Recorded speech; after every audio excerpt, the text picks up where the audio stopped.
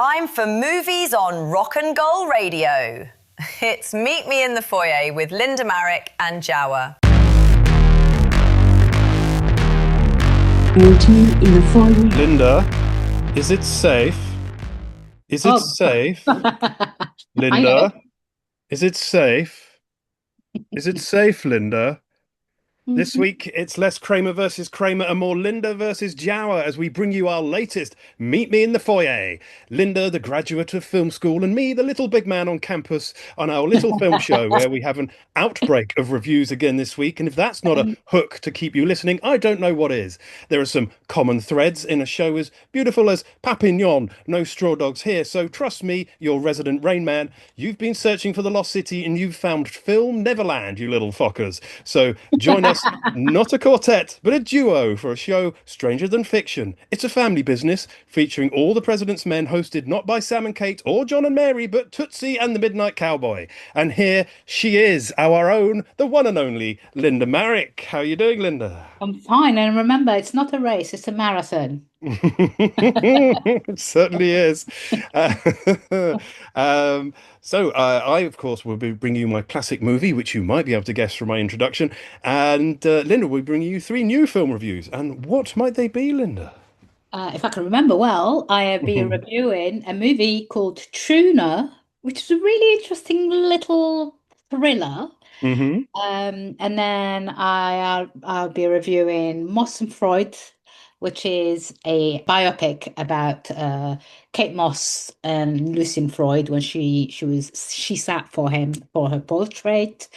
And then I will be reviewing a very interesting little, shall we say, I don't even know where to place this movie. It's called Backrooms, and if you've heard of it, it's because it comes from a very cult YouTube channel by a young film director aged 20, and it's the latest A24 movies that's supposed to be the biggest summer sensation.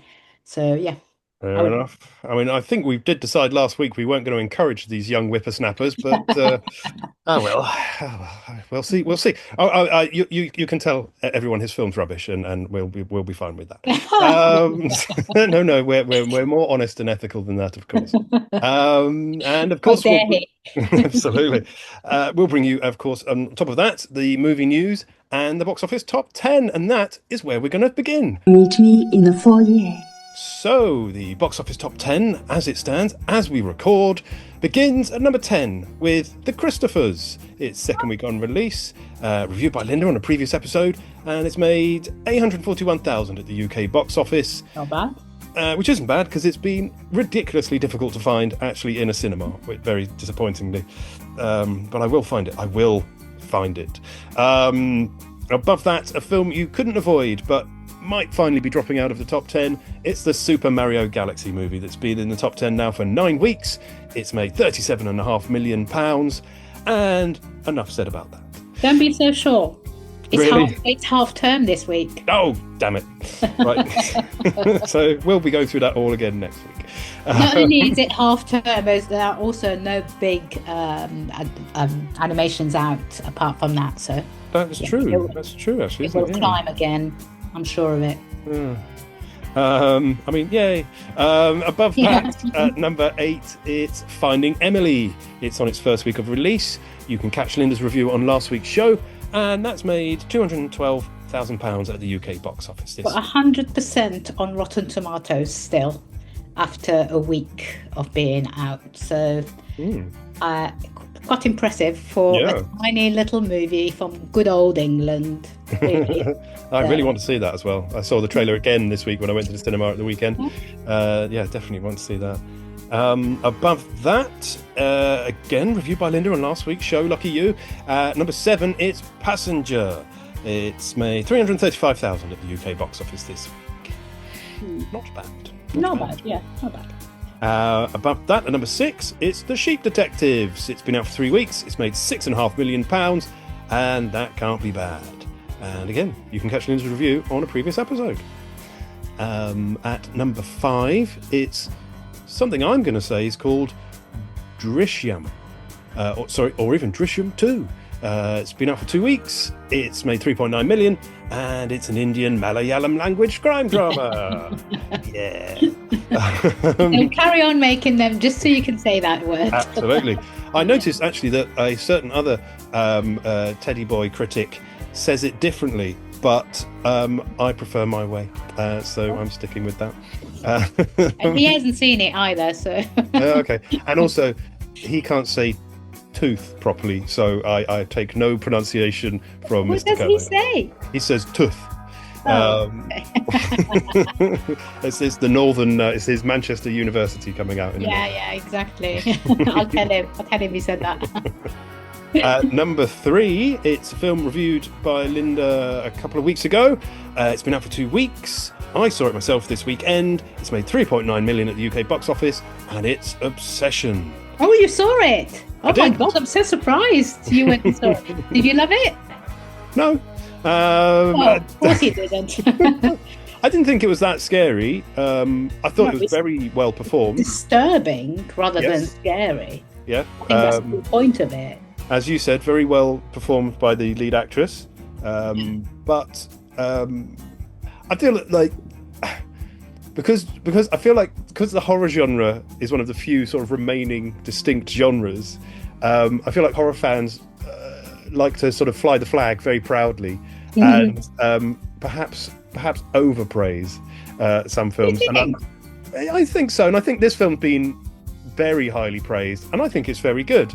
I think I agree with you because I kept seeing on elsewhere. I mean, we don't care about other reviewers, but I kept hearing people go, best film of the year. I completely disagree. It's not the best film of the year. It's a good movie by a very young filmmaker who obviously knows what he's doing. I don't think it's the best movie of the year. I don't think it's particularly original either, because we've had that kind of like, that kind of horror motifs sort of. So yeah, I agree with it, but I still think it's very good. It is very good, absolutely. And in number 2 this week, bouncing back down from number 1 last week, it's Michael. That's been out for 6 weeks. It's made £44 million. It's taken £587 million worldwide. It's a stormer. It's probably going to be the most successful film of the year, probably until Avengers comes out right at the end of the year. So yeah, that's mine. All of which means at number 1 on its first week on release, it's Star Wars: The Mandalorian and Grogu, reviewed by Linda on last week's show. It's taken 5 million in its first week. Very well done. 5 million in the first week, and people are still moaning about it not doing well enough. I just think it's not. Apparently, it's the same caliber as the opening for Solo. I don't think this was always going. It is a lesser Star Wars movie rather than. It's not like a main sort of a main dish kind of Star Wars movie. You know what I mean? It's a lesser Star Wars movie. If it's still making that kind of money on its first week, I think people are interested and they want to see The Mandalorian and they want to see Grogu and they will carry on seeing it, and I think there will be another movie. So let's see. Excellent.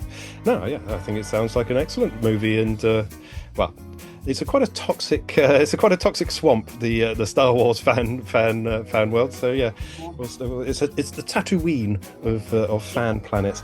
So but anyway, that's number 1 for this week. Hey, never touch the buttons. This isn't about revenge. It's about preventing another war. We're protecting everything the rebellion fought for. We need a professional. It's all on you two now. Good luck. You good? You're a clan of 2, a Mandalorian and a child of destiny. You're risking everything by talking like this. Then maybe everything needs risking. You will suffer, and then it will be his turn. You saw my face. Now it's time to die. Are you scared? You should be. Remember the buttons I told you never to touch? I'm gonna need you to touch them. I like this kid. Do we run? Or do we fight? The kid will live centuries beyond me. I won't always be around to protect him. We got to go in there. We've all heard stories of the Mandalorian bounty hunter and a child. This is the way.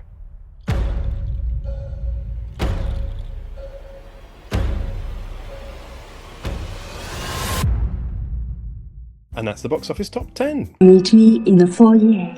It's review time, and Linda brings us a biographical drama of the meeting of high fashion and high art, with the story of model Kate Moss sitting for artist Lucian Freud. So prepare your palettes, set up your easels, and let's see what is conjured upon the silver screen canvas by director James Lucas in his new film, Moss and Freud.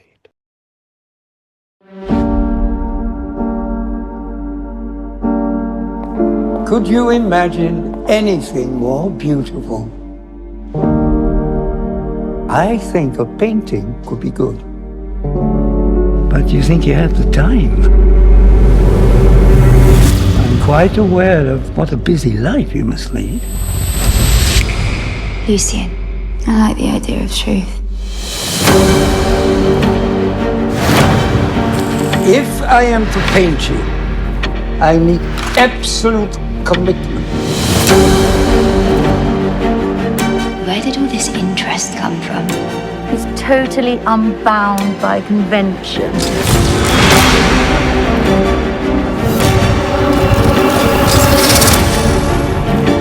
Is there no one out there good enough for you?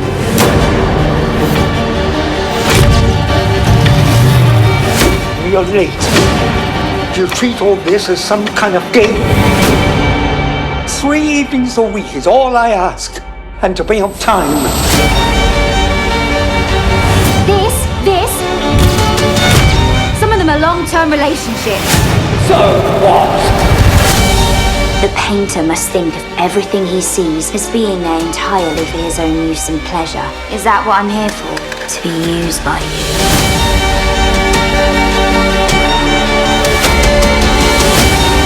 What happened here is all that matters.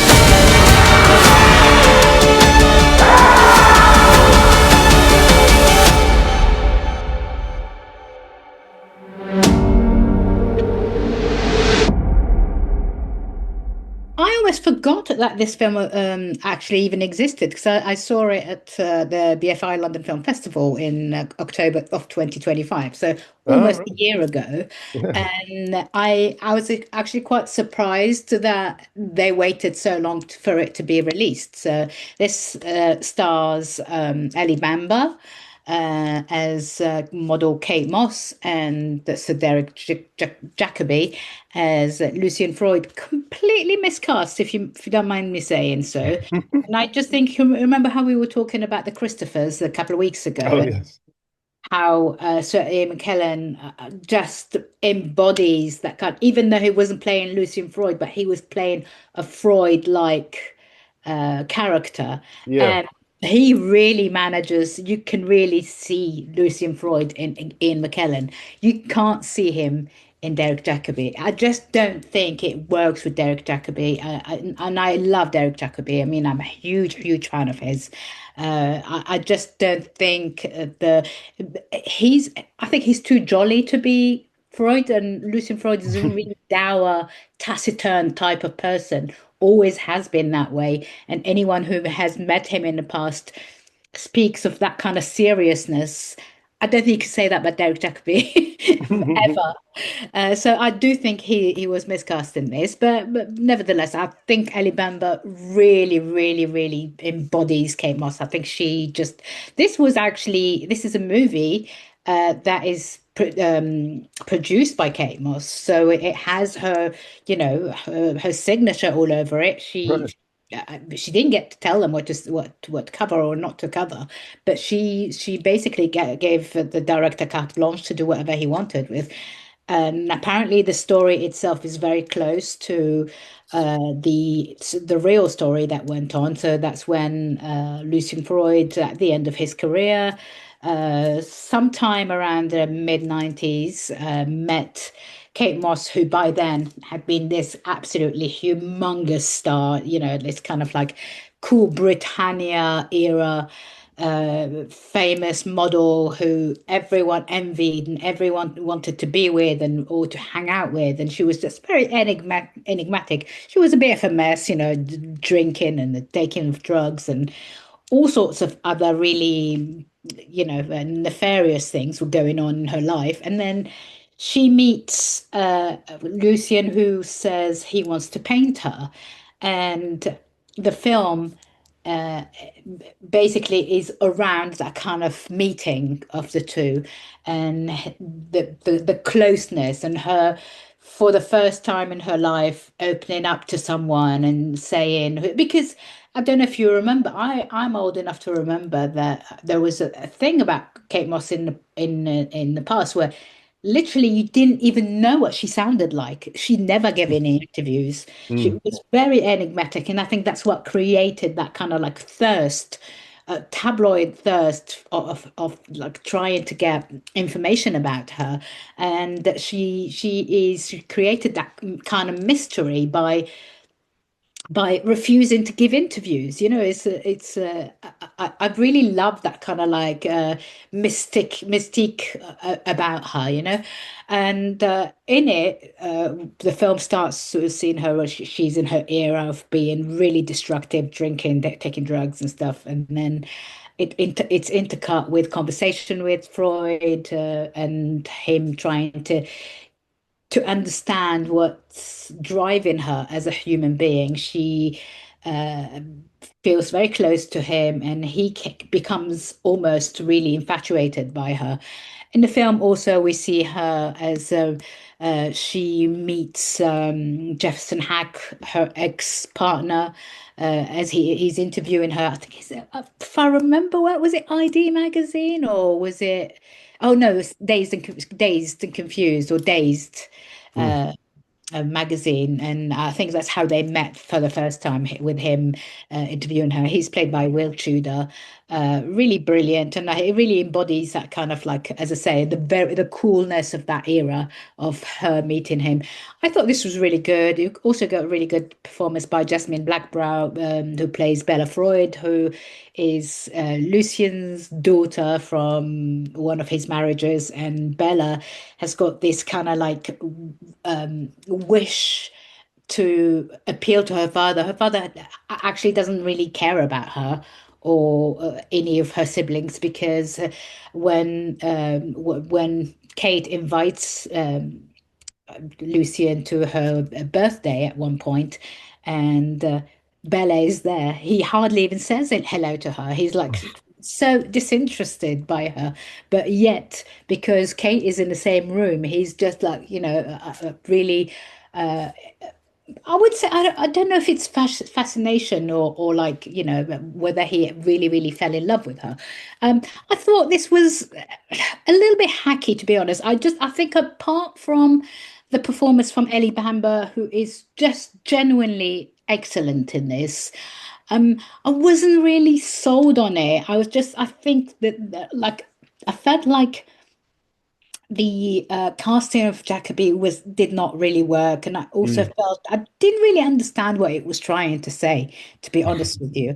I would have liked a proper biography, like a biopic about Kate Moss, and I think there is a good biography about Kate Moss to be made, and one that doesn't particularly involve her, because I just think if you're involving someone in their own sort of story, it can feel a little bit sort of too much. I think it worked with Elton John because it was made into this kind of fairy tale, and it didn't really matter that it was out there. Here, it tries to be real at the same time as trying to capture that kind of era of the 90s. I don't think it's done its job, but it's worth watching for the couple of performances, specifically from Ellie Bamber. I think she's brilliant. Will Truder as Jefferson Hack, as I was saying, very, very good. I adore Derek Jacobi, so I'm not criticizing his performance. I Mm. just genuinely don't believe he hasn't sold me on that character because Lucian Freud is a particular kind of character. He's very European. He's very sort of, like his family fled Nazi Germany. He's he's got a history laden with sadness and history laden with the kind of, trauma, like generational trauma. And I felt like Jacobi is too much of an Englishman to capture that.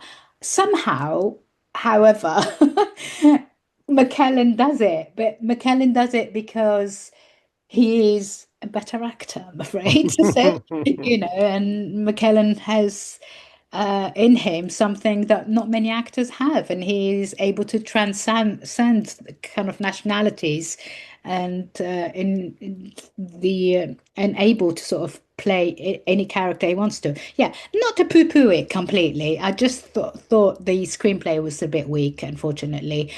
James Lucas also writes the screenplay here. Direction wasn't great either. But I think if you didn't know anything about Kate Moss, this might interest you. However, as someone who lived during that era, I kind of like know enough about Kate Moss to sort of not be totally impressed by this. Yeah, not great, but not terrible. Fair enough. It does sound like it should be sort of a 5-10 minute segment in a documentary about Kate Moss, really. And Yeah. it just seems like a slightly odd Yeah. choice, and for it to get a cinematic release as well, Weird. a bit strange. Yeah, from the description, it sounds like Adrian Brody should play Freud, but aged up or something like that. Actually, yes, very good point. But I mean, he was like really old, in late 1970s. So I don't know.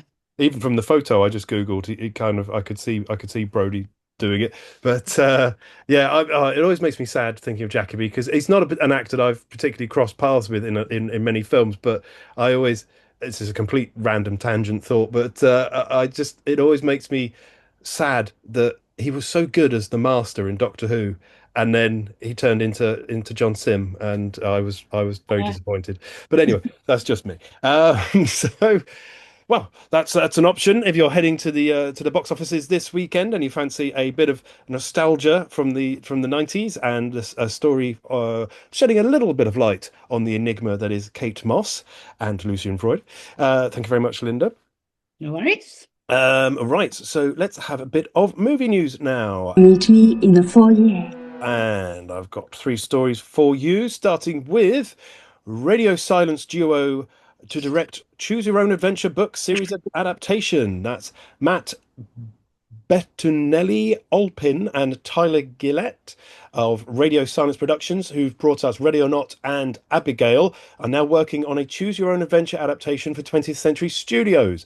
Those are the books created by Edward Packard back in 1979, which ended up with a catalogue of 184 books, and they're brilliant. How are they going to make a movie from that many books with so many disparate themes and settings with plots that could be different each time you read them? It's impossible to predict. But the pair will be working from a script by Andor and the disaster artist writer Mike Bissell. However, with Radio Silence currently occupied resurrecting the Brendan Fraser Mummy franchise, we could have to wait quite a while before our adventure begins. But colour me intrigued.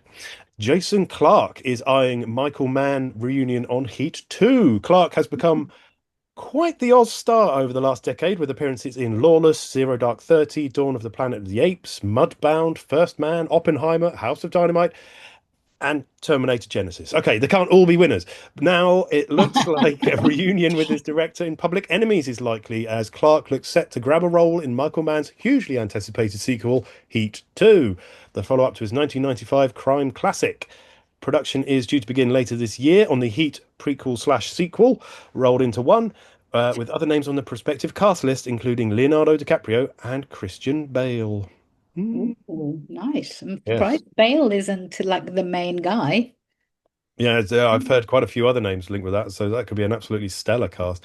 But I mean, it's not really my bag, to be honest, because I'm not a huge really? I've never really gotten on with Michael Mann. Man, Michael Mann is like So we're going to fight over this. We are, yeah. I'm a huge fan. I just think he like that. The way he uses cinematography, the way he uses like the light to work with, I just think he's a savant, really, when it comes to cinema. Yeah, there's just something about his films that leave me cold. Like I always see people eulogizing about Thief, which I watched last year and didn't get at I all. quite like that. Yeah. And what was it? We were made to watch LA Takedown in film class, which is obviously the sort of the original version of Heat. And again, no, I had no emotional response. The only one of his films that really does it for me is Last of the Mohicans, which is perhaps his most mainstream. Exactly. I love that movie, don't get me wrong, but it's not. I think that could have been made by anyone. It doesn't have that Michael Mann stamp on it, does it? So that's why it's good. Yeah. Okay, fair enough. So I'm just poking you there. But no, yeah, as I say, some directors speak to me, some don't, and he just doesn't. But I don't denigrate his talent at all. And yes, lastly this week, Paddington 4 is being written by the thick of it Armando Iannucci and Simon Blackwell. Could Paddington be an 18 certificate? Well, with Peter Capaldi appearing in the first 2 Paddington films, but not making the trip to Peru for part 3, could Mr. Curry return in Paddington 4, but in a more blue, foul-mouthed form? Unlikely, but anything's possible with the writers of the quadrilogy segment of the Marmalade-covered movie franchise being written by Capaldi collaborator Armando Iannucci, who has not only brought us countless masterpiece television series, including The Thick of It, but also In the Loop, Alan Partridge, Alpha Papa, The Death of Stalin, and The Personal History of David Copperfield. So Paddington is in safe comedic hands, if perhaps unexpected ones. My confidence is perhaps less bullish on the directorial choice, as P in P, as no one is calling it, was directed by Dougal Wilson, who made his directorial debut on Paddington 3, and he's in talks to return. Now, he did a perfectly serviceable job, and perhaps the flaw in the third slice of Paddington was the script, not the direction, but it seems the team is becoming ever more removed from the original creators of the first 2 jars of cinematic perfection, especially with the news that we shared a few weeks back that Hugh Bonneville won't be returning for another romp with the big-hearted but bungling bear, and having already lost Sally Hawkins after part 2, it feels like diluted Paddington, but might as well not bother, really. But let's see. I mean, it's a good caliber of people behind it. I mean, Iannucci knows what he's doing. He's a really, really great screenwriter as well. So, yeah. I mean, regardless of all that, I'll be there like a bear with my suitcase in hand, an emergency marmalade sandwich under my hat, when the 4th installment in one of the greatest of all-time family film franchises returns to cinemas soon. And that's the news for this week. Meet me in the foyer. Okay, it's another review from Linda, and this time it's a rather fishy fable from director Daniel Roher, starring professional shirt remover Leo Woodall, playing an ear-disabled piano tuner. Sadly, no PG Tips monkeys in this one, but maybe Leo will still fit into the script. A bit of humour, such as, do you know the piano's on my foot? You hum it, and I'll play it. Anyway, let's hot-footed over to Linda for her review recital. I'm just a piano tuner, man. Excuse me? Yes, ma'am? The toilet's leaking. I'll give you an extra 100. What'd she say? She wants us to fix the toilet. We're piano tuners. We fix pianos. 200. 500, we'll talk. Harry Horwitz is piano tune and repair. This is Nicky. He is my apprentice. He has a hearing condition, but believe it or not, he's a virtuoso. Virtuoso, huh? Maybe you can inspire him. Okay, thank you, Harry. Close your eyes. What's this? C, F sharp, E7 flat 9, F sharp, G, A sharp, B over D sharp. You never take those out? No. I get hyperacusis. I'm allergic to loud noises. Hello? You know how long you're gonna be? It's loud. As long as it takes. Unless you can open the safe.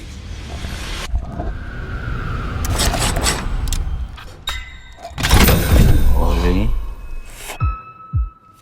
If you want to make real money, give me a call. I Harry Horowitz. The outstanding balance is $36,000. Where are you gonna get all the money? I'll figure it out.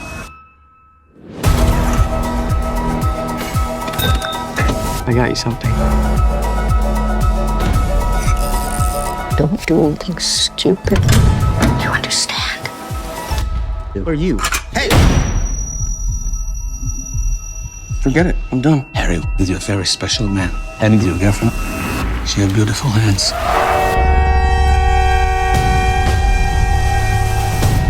What happened to you tonight? Open the safe. Open the safe. Open the safe. I'm just a piano tuner, man.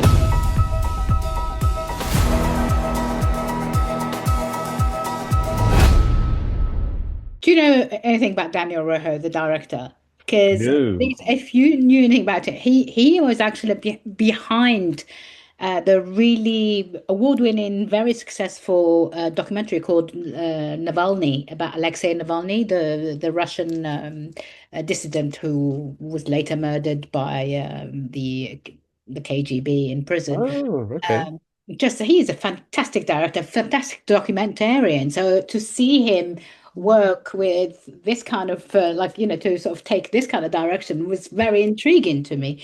And I think because of his job as a documentarian, this really works, it feels like someone working with a matter he hasn't really worked with before, and you can also hear him thinking about where he's going to take the movie. And somehow there is a fair bit of silliness towards the end of it, but it really does work. So this is written and directed by Daniel Roher, and as you say, starring Leo Woodall, who isn't just a shirt remover.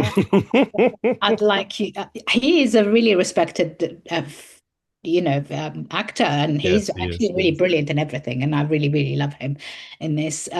Stars Havana Rose Liu, Leo Raz, Tova Feldush, Jean Reno, Jean Reno, and Dustin Hoffman. Unfortunately, Hoffman isn't in it that much. He's in it for a fair bit of the movie, but he's, things happen during the movie that I'm not going to give it away.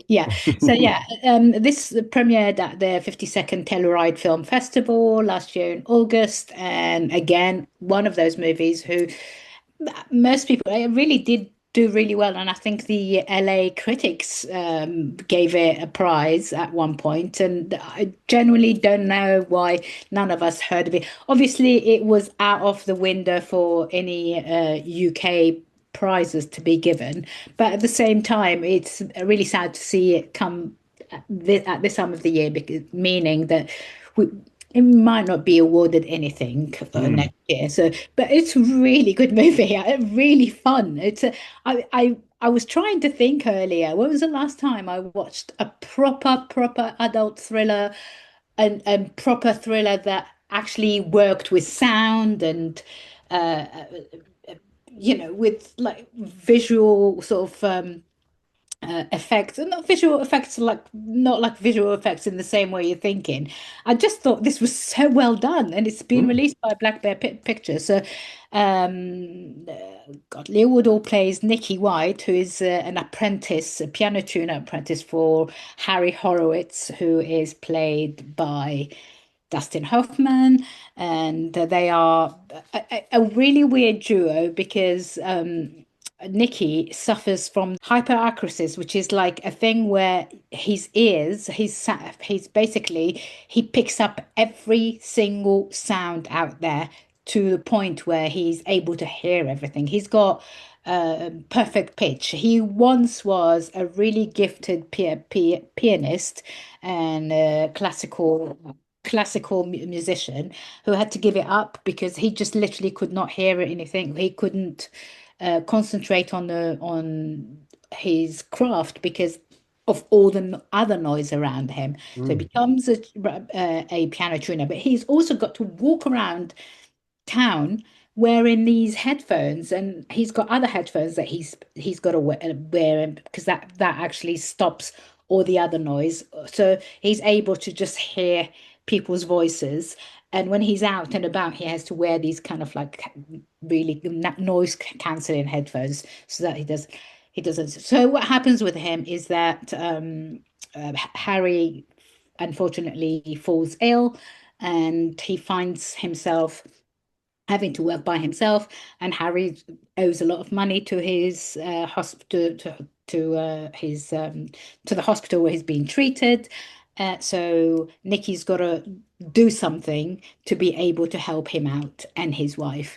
So he falls with this group of let's just say unsavory characters, played by Laurence, who is like the head of this kind of Israeli mafia in New York, who hire him because he's got perfect pitch. They hire him to crack some safes for them. But what they tell him is that don't worry, nobody's going to miss any of this money because they don't even know it's there. Nobody, if you don't steal everything, what you do is you steal one thing here, one thing there. The way he's met these people is because he's been going to these really huge, expensive houses and tuning their pianos. These people don't even know what pianos they have. They never play it, but he's got to tune the piano just in case someone comes around and decides to play it. So he falls in with them, and that starts off really well, and he's making good money. He pays off. He manages to buy the van from Harry and his wife, and gives them money, and he's and then slowly gets into more and more sort of tricky business with that lot until the day where he can no longer run away from the situation he's put himself in. I thought this was so well done. It's really, really sound wise, it's a really interesting to do. Actually, as someone with sensory issues with sound, I have, like, because of my autism, I have really horrible sensory issues with sound. I could really relate to him, and I could really relate to the way he was. So there's a way where he's being threatened by these mafiosos, and he's so they bring this kind of like a can where if you press it, it makes this horrible noise, and that's how they're threatening him. And then if you put it next to his ear, it almost like bursts his eardrum. Yeah. There's also a really lovely love story between him and this young pianist, classical pianist called Ruthie, played by Havana Rose Liu. As I said, Jean Reno makes a couple of appearances as like this guy called Marius Messner, who is a maestro, classic music maestro, with whom she's trying to get an apprenticeship with. You'll see that, like, that's where it gets silly, because towards the end, the denouement is a little bit silly, because you get this kind of really all over the place story about a stolen watch and a Holocaust stolen watch, and it's a little bit all over the place. But however, it's so well done and so enjoyable. And as I said, it's been such a long time since I've seen a caper like this and done in this way, that I always wonder why these movies are not, like, more of these movies are made, about these kind of things. And I don't know if you remember, we were talking about the Old Man and the Gun a few weeks ago. It reminded me so much of that, because it has that kind of like really slow burn crime thriller, and it's slow burn, but at the same time that a lot of things are happening, a ton of stuff is happening, but it's also really cleverly done. And yeah, I really enjoyed this. It's not perfect by any way. I think it's really far-fetched, and the third act is a bit all over the place, but I enjoyed it while I was watching it, and I think people are going to really love this if they go and see it this weekend. Excellent. Well, it's certainly the film I'm most intrigued about of on offer this week. And I know it's a really nice concept, and good to see Dustin back. And I do respect Leo's acting ability, and as much as his shirt removal abilities. Well, Um, I'm only I only say that because I interviewed him and he just came across as so clever and so down to earth and so lovely. I yeah. just, I just thought he was just really sweet and just really extremely bright. Yes, no, absolutely, he does, and it's not his fault. He's a handsome man who they ask him to take his shirt off. That's it's just one of the perks. It kind of reminds me a little bit of Trance, the Danny Boyle film, in that it's got a sort of really good concept and then gets a little bit ropey in the third act, if you know what I mean. Yeah. Because that's another very sort of silly. The third act is very silly, especially when Jean Reno turns up and he just is all a bit Scooby-Doo. You know what I mean? It's all a bit Scooby-Doo at the end of it. Nice. And, it's fine. I don't mind that. A bit of contrivance at the end it's not the end of the world. Yeah, and I've heard it compared as well to heavy metal because of the use of sound. Sound of Metal. Sound of Metal, sorry, yes. Very much so. Which was an excellent film. It's not as good as Sound of Metal. Sound of Metal is a pure movie, Yes. Yes, no, that was excellent. Yes, no contrivances in that. Just really wonderful. Fantastic. Well, that's another excellent option for you if you're heading out to the box offices this weekend. Thank you, Linda. Meet me in the foyer. And now it's time for another of Jawa's classic movie moments. And this week we're looking at a film celebrating its 50th anniversary. It's the second great collaboration between director John Schlesinger and actor Dustin Hoffman. It's your second dose of Hoffman this week. So get your trainers on and see if you can keep up with The Marathon Man.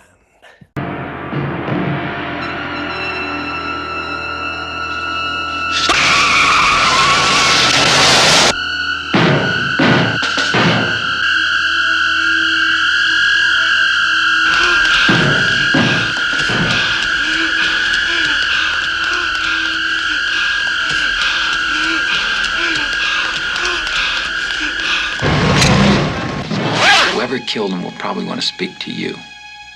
I don't know anything. And I'd like to use you as possible bait.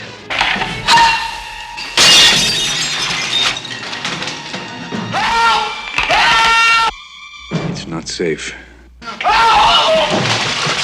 Is it safe? Is it safe? No, it's not safe. It's very dangerous.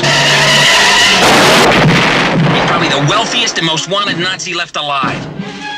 I'm positive your brother meant to rob me when I leave the bank with my diamonds. Oh, I don't know anything. Well, can I trust you? You never could. You're uncontrollable. What you offer us is valuable, but it's not worth the chaos you're causing. Where is he? No!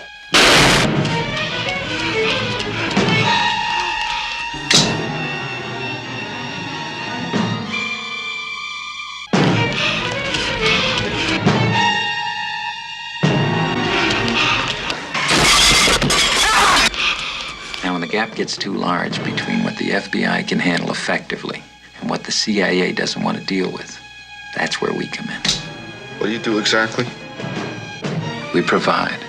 Provide what? Anything. Were you Sal's mistress? I never even met him.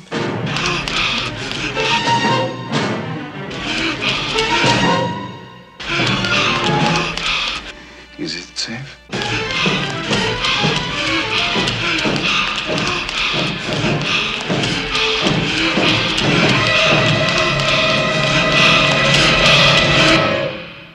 Marathon Man. Right, so Marathon Man is a 1976 American suspense thriller directed by John Schlesinger, as I said, adapted by William Goldman from his own 1974 novel of the same name. It's about Babe, played by Dustin Hoffman, a Columbia University graduate student and distance runner who becomes unwittingly embroiled through his brother in a plot by Nazi war criminal Christian Zell, played by Laurence Olivier, to retrieve ill-gotten diamonds from a safe deposit box owned by Zell's dead brother. So Thomas Babington Babe Levy is a history student and distance runner at Columbia University in New York City who seeks to rehabilitate the memory of his father who committed suicide during McCarthyism. A fiery car accident kills Klaus Zell, the brother of Nazi war criminal Christian Zell, who was a dentist at a concentration camp, as well as a Jewish immigrant named Rosenbaum. Babe's brother Henry, or Doc, who Babe believes is an oil company executive, is actually a member of a secret government agency that handles jobs too extreme for either the FBI or CIA. Doc is a courier for the transportation of diamonds owned by Zell, kept in a safe deposit box in New York City. Doc meets his contact Leclerc in Paris. He survives attacks directed at him, and Leclerc is killed by an assassin named Chen. Fortunately, Doc eliminates Chen after a minor struggle, and when Doc takes Babe and his Swiss girlfriend Elsa Opal to lunch, he tricks Elsa into revealing that she is actually German and has been operating under false pretenses about her background. Ooh. So this is, again, I don't remember when I first saw this, but it's just one of those films that always seems to be on times like this, really hot summer nights. It's the perfect film. And it's also there's scenes in it where Hoffman is running shirtless through the streets of New York at night, and in weather like this I kind of feel like getting out there and stripping out and just running the streets myself, trying to get a bit of cool breeze. So as I say, it stars Dustin Hoffman as Thomas Babington Babe Levy, Laurence Olivier as Dr. Christian Zell, Roy Scheider as Henry Doc Levy, William Devane as Peter Janeway, and Martha Keller as Elsa Opal, who I spent the entire film rewatching it this time thinking it was Elka Summers or something like that, and then realizing it wasn't at all. And she really doesn't have many other Hollywood films on her CV. So as much as she seemed familiar, she wasn't. So the film explores themes of endurance and the pursuit of Nazi war criminals. Some critics, that's a Freudian slip if ever there was one. Yep. I can confirm they're all criminals. Terrible people. That exhibited violence was necessary to the film and to the character of Babe. Other critics found the film and its violence to be offensive. Pauline Kael considered the film to be a Jewish revenge fantasy, and I say, what's wrong with that?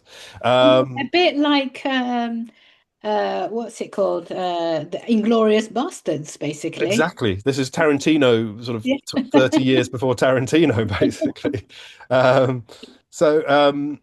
The nickname given to Laurence Olivier's character in the film is Der Weiße Engel, or the White Angel, which was inspired by Nazi Dr. Joseph Mengele, known as the Angel of Death, or also Der Weiße Engel, because he used to stand on the platform of arrivals at concentration camps, and he looked like a white angel directing victims to their deaths. Babe in the film, played by Hoffman, so where are we? We're 76, so we're quite a way on from The Graduate, and he's still playing university students. But you know, he's convincing as it, and he starts off quite immature, and there's a nice bit of tension between him and his brother, played by Roy Scheider. You could tell they've rehearsed this a lot. There's a real sort of brothers chemistry between them, but he develops throughout the film, and he matures as he realizes he has to take on and deal with the situation he's found himself in, because he's obsessed with trying to sort of clear his father's name, as I say, who's died pre-film starting. But there's a scene at the beginning of the film actually where his university lecturer is telling him what a waste of time it is, and he needs to get on with his studies. And it's you can tell the film's based on a novel because the plot lines are so well written and overlapping and interweaving. It starts with 3 plot lines running at the same time, but quite cleverly, as you're watching Hoffman doing laps of Central Park, I think it is, lake, he then happens to see the other plot line sort of passing by on the road, and then he carries on with his day. And as I say, it's so well written. It just feels like a novel adaptation, which it is, adapted by its own writer. Some critics have actually compared Babe's development in the film to Carrie in the film Carrie, which is a bit of a reach, I think, but I can see their point. Janeway, played by William Devane, who I mentioned a couple of weeks ago, appearing in Hitchcock's final film, Family Plot. He's only interested in his own gain, even though he works for the same agency as Roy Scheider, and he's just playing everyone off against each other. And he's got this amazing smile, William Devane, that just, I'm sure this is what the Americans used to call a shit-eating grin. He's just got these perfect teeth, and no matter what the situation, he just grins at you, and you think, I don't trust you an inch, but I'm sure you get your way all the time. There are some differences from the book. In the book, actually, Janeway and Doc, that's Devane and Scheider, are actually lovers. It's handled subtly in the film. There is an inference or an implication that they might be lovers, because there's a scene where Doc in a hotel calls Janeway and says, "Janie, I miss you. Get your ass over here." But that's it. There's no more mention of it. But in the book, they are very, very clearly lovers. And the end of the film is changed as well, which the Goldman, who wrote the book and the screenplay, grumbles that he felt Hoffman had it changed, and he felt the ending was shit, to quote him. But I can't give any spoilers here, so you'll just have to watch the film and read the book to find out what the differences are. They paid Goldman $500,000, equivalent to 3.26 million in today's money, to adapt his own book, which is pretty tidy.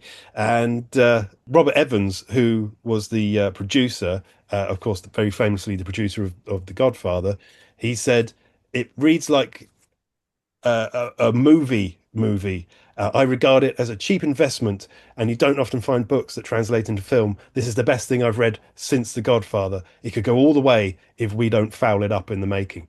And they didn't. It's not a flawless film, I have to say. I think the plot, a bit like we were talking about with the Leo film, it gets a little bit convoluted towards the end. And multiple rewatchings do benefit you, but it's a hugely enjoyable film, because this is another film very much like All the President's Men and The 3 Days of the Condor that I've already reviewed, in that mid-70s paranoid thriller genre. It's one of my favorite genres, so I absolutely love these films. It has that same aroma as Parallax View and Clute and all those films, and a very similar soundtrack, actually, I have to say, to Parallax View.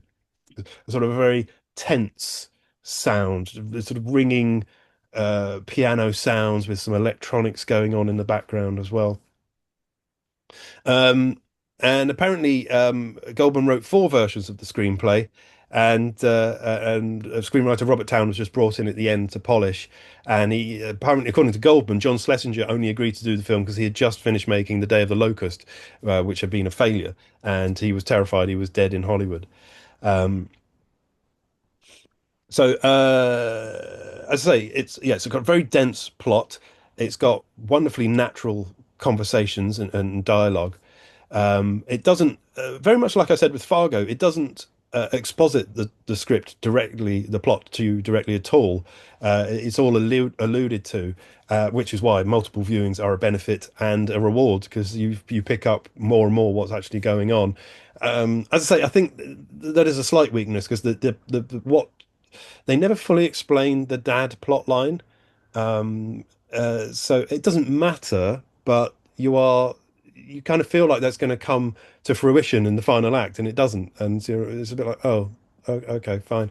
So originally, John Schlesinger had envisioned, who could it be? Who could it be that's always named in all of these castings in the 70s? Of course, it's Al Pacino. But Robert Evans vetoed Pacino for some reason, and they went with Hoffman. Julie Christie was also suggested, and Laurence Olivier would actually get the job. And Robert Shaw was going to be cast as Janeway, but that didn't come together either. Olivier was actually cast really early on, but he had terrible health problems at the time. He was suffering from cancer, and they worried that he wouldn't actually be able to appear in the film. So they were sort of sounding out Richard Widmark to take the role instead. But Olivier managed to pull it off and keep going.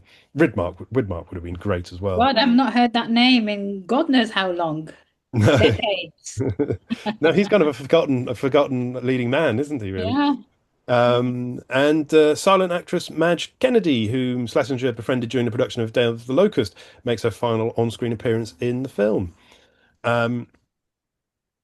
So, as I say, it was filmed in New York and Los Angeles, and only uses one set actually in the entire film, and that's the Central Park Reservoir that we see twice in the film, and that was constructed on the Paramount backlot. It's the second film to ever use the Garrett Brown Steadicam, although the first film to actually reach cinemas using it, as it gets to cinemas ahead of Bound for Glory and Rocky.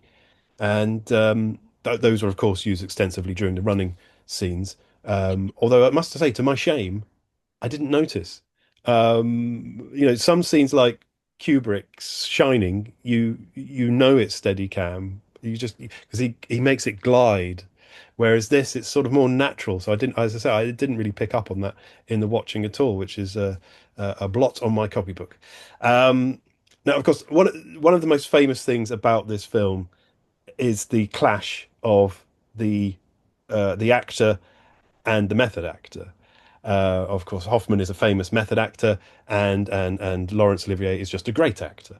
And it's much like I'm always reminded of the excellent Richard E. Grant autobiography With Nails, which is one of my favorite books, where he said that he wanted to know what it would be like to be drunk because he was a teetotaler. He's actually allergic to alcohol, I believe. So when he auditioned for With Nail, the night before, he got horrifically drunk and was vomiting all over the place and was sleeping in the bathtub. And his wife just came in and said, "Why didn't you just try acting?" And that is apparently what Olivier said to Hoffman, who would arrive. He would do sort of a half-mile run before every scene, so he would arrive out of breath. And there was one where he's supposed to have been up for the whole night, so he turned up having been up all night. But Hoffman has refuted this and said, in actual fact, it was just a joke between us. And I'd been up all night because I'd been out night clubbing, and Olivier knew this, and it was just a joke. So that this sort of clash was, I think, has been overblown by the press. So the first preview of the movie was really successful. The second one, not so much. They complained about the violence. So Schlesinger had to go back with editor Jim Clark and delete a lot of scenes and shots. And there was actually an 8.5-minute sequence of Doc fighting several men cut out of the film entirely, which Goldman argued was a shame because that's probably the reason why Roy Scheider took the job in the first place.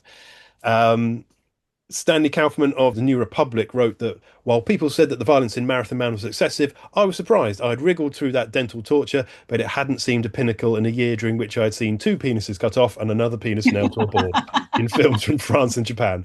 And frankly, that sounds pretty horrific to me. So you're probably neutered to all pain after that. And I alluded, of course, there to the dental scene, which is the other thing this film is most famous for.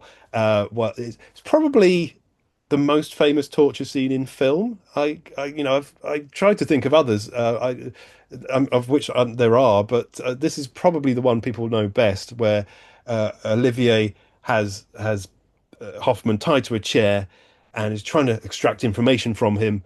So he drills a root in his tooth to torture him, and then later drills again into a fresh tooth and repeatedly just asks him, "Is it safe? Is it safe?" To which, of course, Hoffman is completely baffled because he doesn't know what's going on. To that extent, John Schlesinger asked composer Michael Small to make the music match the theme of pain and endurance and pain, which he did. And as I said, it has a very similar sound to other 70s paranoid thrillers. It was a huge critical and commercial success. Olivier won the Golden Globe for Best Supporting Actor, and it was nominated for numerous Academy Awards, although didn't actually win any. It's got an 82% rating on Rotten Tomatoes. Roger Ebert said he gave it 3 out of 4 stars and said, "If the holes in the plot bother you, Marathon Man will be maddening. but as a well-crafted escapist entertainment, it's a diabolical thriller. The movie works with a relentless skill. Zell has been ranked as number 34 on America's Institute of the 100 Greatest Heroes and Villains. Is It Safe was ranked as 70 on the 100 Greatest Movie Quotes of All Time. And the torture scene that I've described has been listed as one of the most frightening sequences in film. And of course, it's probably the most famous torture scene, as I said. What's number one of the most quotable film? I mean, surely it's got to be something like "Do you feel lucky, punk?" or It's got to be one "Back," of them, yeah. or "Need a bigger boat." Yeah, Surely one of those. yeah. Great Scott! So John Schlesinger said that Marathon Man was successful not only because it had elements of escapism, but also because the audience could easily identify with Babe. He said that Babe is definitely someone that you can root for. The film is about his survival in a grim and hostile world in our present age of anxiety. We can all identify with characters who are not trying to get ahead, but simply to survive. And there are similar films, such as The Boys from Brazil, which also stars Laurence Olivier. That's from 78, but in this one, Olivier plays the Nazi hunter, in contrast to his Nazi in Marathon Man. Apparently, Olivier took the role of Zell, knowing he had cancer, to earn a lot of money to leave to his family. And during the film, he was receiving treatment, and he was on heavy doses of painkillers, which allowed him to work, but affected his memory. As I say, he still garnered huge adulation for his role, his performance in this, quite rightly. And he beat the cancer and lived for another 13 years, making many more films, which was a nice coda. In fact, he was uninsurable as well because of his illness. So they actually Robert Evans contacted David Niven to arrange a meeting with the House of Lords, where they urged them to put pressure on Lloyd's of London to ensure England's greatest living actor, and it worked, and they did, and he was able to make the film. Apparently Hoffman lost 15 pounds for the role. He would be running 4 miles a day to get in shape, which is commitment, one must say. And yeah, it's just a brilliant film. It opens with this black and white footage of Ethiopian marathon runner Abebe Bikila running, and I always think that there's some deeper meaning to that, but if there is, again, this is one of those loose threads in the film. I've not discovered it because there doesn't seem to be any meaning to that other than he runs and Babe runs. Yeah, could be like an aesthetic or but a slightly pretentious way Yeah. in the film, a bit more interesting. Yeah, it's strange. I will look into it actually. Because it's a nice stylish opening where you just hear heavy breathing over the titles, and then you cut and you just see feet running and you don't know what's going on, and then you see some hands opening a deposit box, and then you cut back to the running. It's a really, as I say, it's a stylish, brilliant paranoid thriller with the standard bleak paranoid thriller ending, which is a requirement of all the 70s films like this. So as I say, if you like 3 Days of the Condor or by Sidney Pollack, or Klute, The Parallax View, and All the President's Men by Alan J. Pakula, then you surely would like this. So he's the Babe, but not the Babe with the power, but the Babe with the brother working in espionage and a crazed Nazi dentist on his trail. So if you're confident in your canines and have no doubts about your dentures, then limber up and get ready to race with the Marathon Man. I can promise you, yes, it's safe. It's safe. It's so safe you wouldn't believe it. It's safe. No, it's not safe. It's very dangerous. Be careful, but enjoy. Oh, and if you struggle to find it under M, check under S, as it may have been rebranded Snickers Man. And there we go. That's Marathon Man, my classic movie review this week. There we go. I just love that movie. Not seen it in a long time, but I loved it. Really Always loved worth a watch, I say. Always worth a watch. All right, so that was your double dose of Hoffman for this week. But we got one more film before we go. Meet me in the foyer. Oh, yes. Now, the word liminal seems to be everywhere these days. I suppose, unsurprisingly, as so many people seem to live their lives commuting through urban landscapes and utilising transitional spaces. Well, here comes what is being called a liminal horror from director Kane Parsons, who made his name with web series Backrooms and his movie of the same name starring Chiwetel Ejiofor and Renate Reinsve. So good luck explaining this one, Linda, as we transition over to you and we all indulge in a bowl of creepy pasta. I found something in the store. Okay. What did you find? That's what I'm trying to figure out.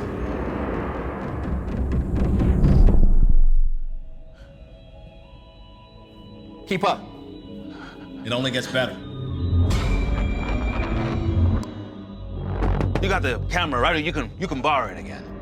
You still haven't told us what we're doing here, man. I did tell you. Research. What the fuck? All these places and buildings, rooms, misremembering themselves. It's a real mess. But also beautiful, in a way. No? Clark.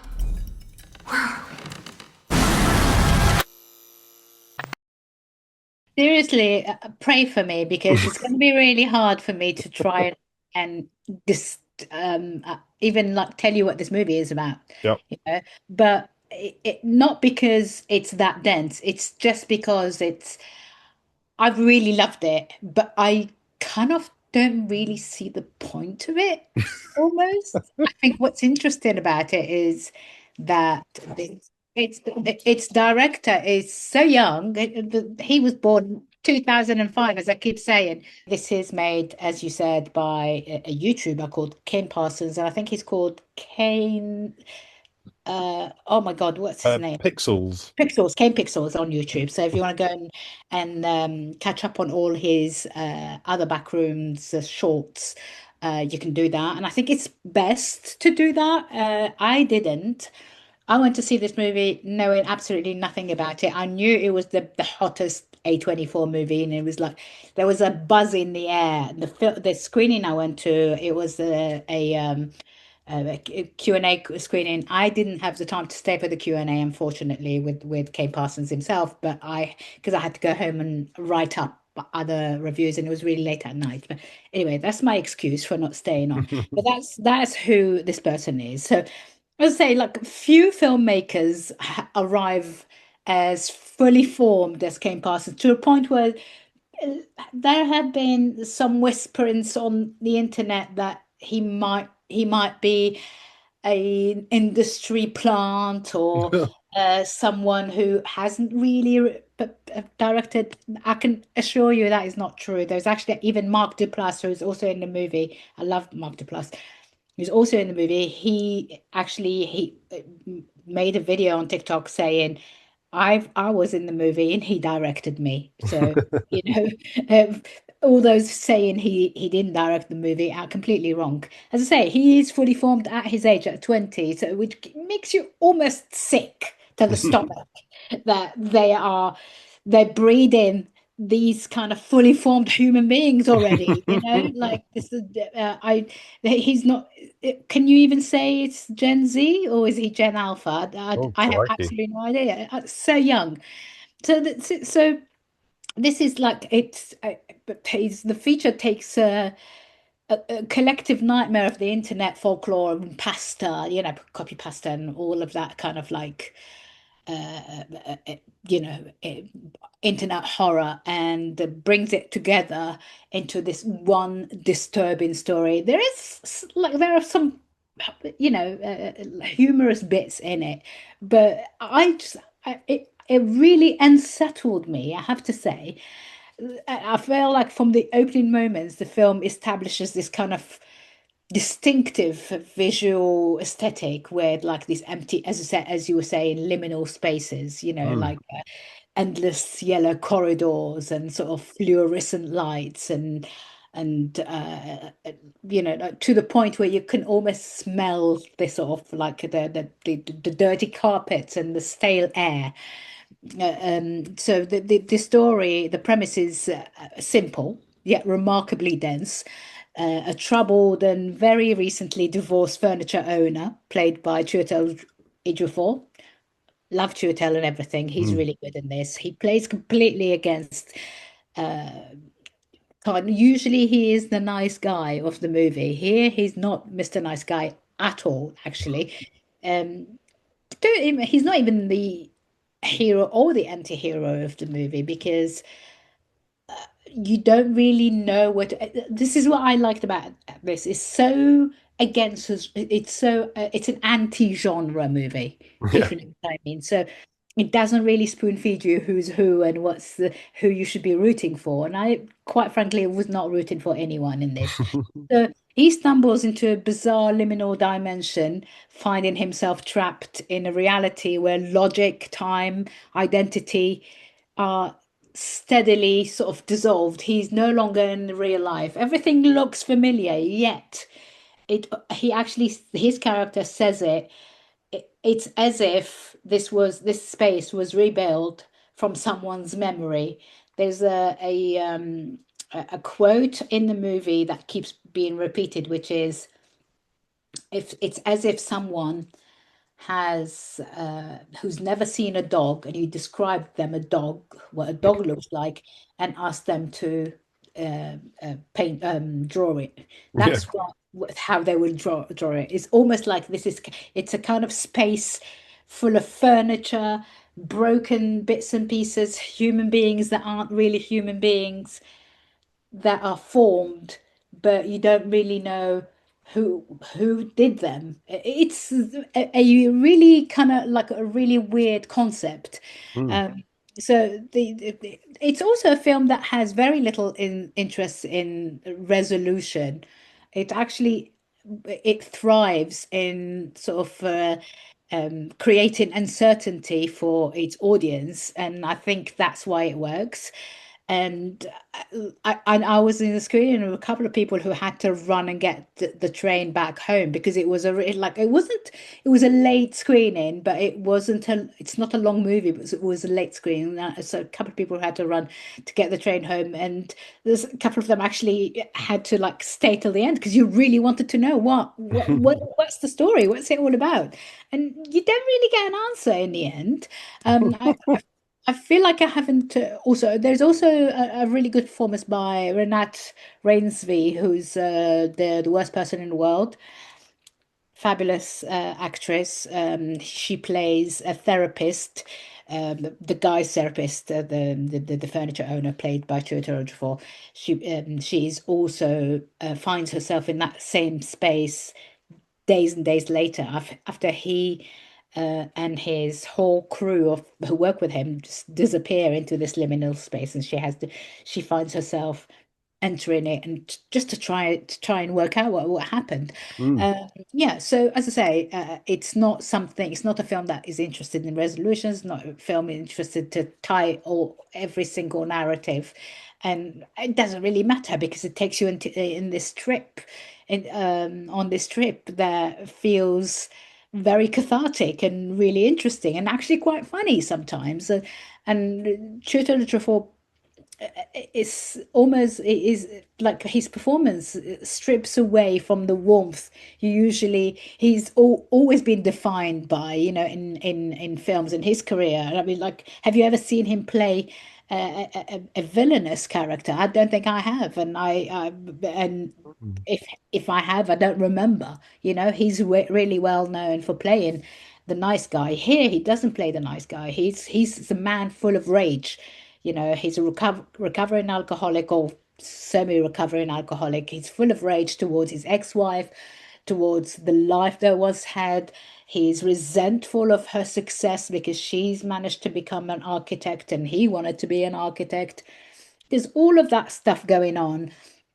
I think the most impressive thing is the assurance of its director, this young guy who just playing with these absolutely massive stars, who manages to really, do such an incredible work with them. And, it also doesn't really feel like an overextended YouTube project. All I have to say is, if this is the caliber of filmmakers we're going to get over the next 20, 30 years, there's absolutely no way that cinema is going anywhere. It's here to stay. And kudos to A24 for, giving this young guy such a big movie to work with. I mean, I'm so impressed, and it's probably going to be like the cult film of the year off the 21st century. I just think it's a bit like did it feel like the movie Primer, which Oh, I don't know that. oh my God, it's one of my favorite movies of all time. It's a time travel movie. Again, plays with liminal space and stuff. It's quite old, actually. I have a feeling it might be even like 20 years old. So let me look it up. Yeah, it's 22 years old.